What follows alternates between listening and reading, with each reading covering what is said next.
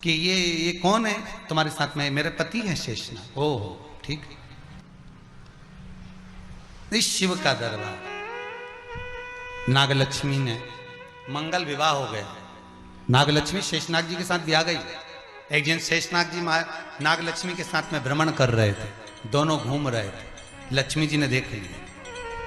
लक्ष्मी जी ने नागलक्ष्मी को देखा तो नागलक्ष्मी ने पूछा कि ये कौन है तुम्हारे साथ में? मेरे पति हैं शेषनाग। ओह ठीक है। नाग नागिन का जोड़ा ही ऐसा होता है, पति जाए तो पत्नी बदला लेती है, पत्नी जाए तो पति बदला लेता है। इसलिए हिंदू धर्म की रीति है, गाड़ी के नीचे हाथ में किसी भी रूप में अगर आपसे सर्प मरा है, सर्प की हत्या हुई है, या आपने किसी के द्वारा सर्प पकड़ाकर छुड़वा भी दिया है, तो निवेदन रहता है चांदी का एक नाग नागिन छोटा सा बनाकर, छोटा सा उसको शक्कर के कलश में रखकर बांधकर शिव मंदिर में रखकर आ जाइए। उसको दे दो शिव बाबा को कि अब हमारी तरफ से हमने हाजिरी लगा दी, हमसे दुख, हमसे गलती हुई, हम क्षमा चाहते हैं। गलती मनुष्य से होती है, मानव से होती है, हो गई गलती, अब आपको साधना। स्वप्न में अगर सांप दिख रहा है, स्वप्न में सर्प नजर आ रहा है, पान का पत्ता, तांबुल पान का पत्ता, उस पान के पत्ते पर एक लाल चंदन से सर्प बना और सर्प बनाकर उसका शिव मंदिर में स्पर्श कराकर बहते पानी में छोड़कर आ जाइए। सर्प दिखना बंद, स्वप्न में कभी नहीं दिख सकता सर्प का। घर में सर्प आ रहा है, आस्तिक मुनि का स्मरण करिए। 5 लौंग, एक नाग नागिन का जोड़ा छोटा सा, किसी भी स्थान पर ईशान कोण के अंतर्गत उसको थोड़ा सा खड्डा खोदकर 5 लौंग के साथ नाग नागिन के जोड़े को दबा दीजिए, मिट्टी डाल दीजिए। घर में जब नाग नागिन का जोड़ा आप दबाएं तब आस्तिक मुनि का नाम लेकर दबाएं, मां मनसा का नाम लेकर दबाएं,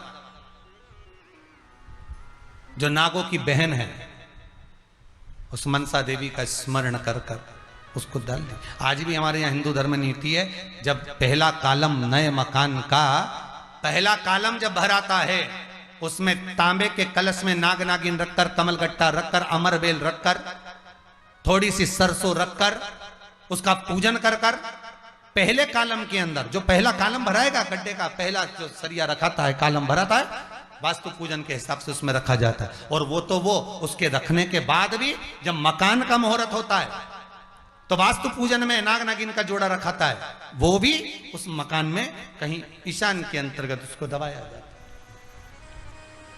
उसको भी इसलिए कह देते हैं यहाँ पत्थर मत लगाना, यहाँ टाइल्स मत लगाना। पंडित जी से पूछोगे तो ब्राह्मण बता देगा इस जगह पर टाइल्स ना लगाइए, इस जगह पर पत्थर ना लगाइए, यहाँ पर वो गोला रखा जाएगा, यहाँ पर वो नाग नागिन का जोड़ा रखाएगा वास्तु पूजन के बाद।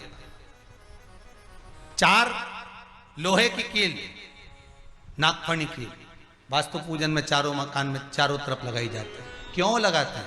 कि कोई दोष हुआ हो, कोई जीव यहाँ रहता हो, सर्प का निवास हो, अगर मकान बनाने में टूट गया हो, किसी का मन दुखा हो, तो वो मन ना दुखे। क्षमा याचना, परम आभूषण है, क्षमा मांग लेना, परम आभूषण। गलती करो तो क्षमा मांगने में देरी ना करो। हो गई गलती, हो क्षमा है, हम क्षमा मांगो। हे शंकर, हे शंभु, हे त्रिकालदर्शी, हे कैलाशी, हे अविनाशी, क्षमा कर दो, गलती हो गई। तेरा ही दिया मैंने खाया पिया है, तेरा शुक्रिया, तेरा शुक्रिया।